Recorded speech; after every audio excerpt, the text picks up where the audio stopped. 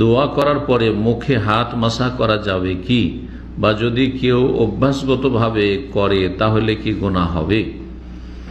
এই দোয়া সম্পর্কে হাদিস রয়েছে, হাত ওঠানোর হাদিস রয়েছে, বেশ কিছু হাদিস এবং সহিহ হাদিস রয়েছে। হাত উঠানো, হাত উঠিয়ে দোয়া করা, হাত উঠিয়ে দোয়া করা, একা একা দোয়া করা, আপনার দোয়া আপনি।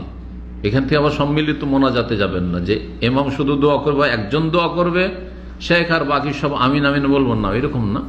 যার দোয়া করার প্রয়োজন সে দোয়া করবে। আর দোয়ার জন্য উত্তম হচ্ছে, দোয়ার একটি আদব হচ্ছে হাত উঠিয়ে দোয়া করাটা বেশি ভালো।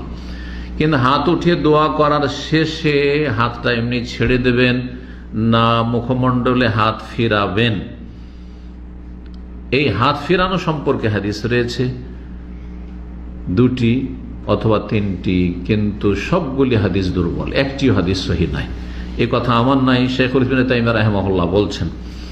আর হাদিসগুলি আবু দাউদ, তিরমিজি, ইবনে মাজাহ, এই তিনটি কিতাবে হাদিস রয়েছে।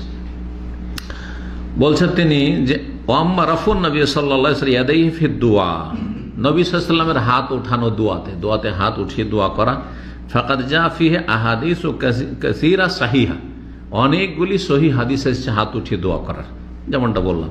ওয়া আম্মা মাসহুহু ওয়াজহু বিয়াদাইহি, কিন্তু দুটি হাত চেহারাতে ফিরানো বা হাত বুলানো শেষখানে, ফালাইসা আনহু ফিহি ইল্লা হাদিসুন আও হাদিসান, এই মর্মে একটি অথবা দুইটি হাদিস রয়েছে।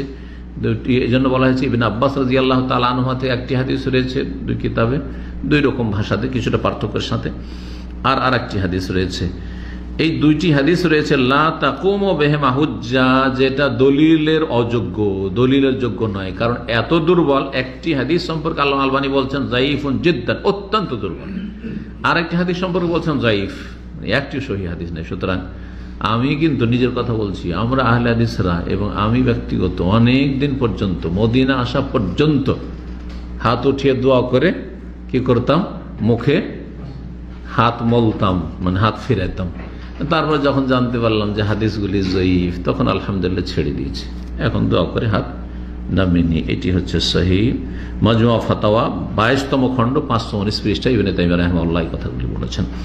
এছাড়াও যে জয়ীফ হাদিস, অত্যন্ত জয়ীফ হাদিস তিরমিজিতে রয়েছে, জয়ীফুল জামেতে আল্লামা আলবানী 4422 নম্বরে তিনি বলেছেন, উল্লেখ করেছেন।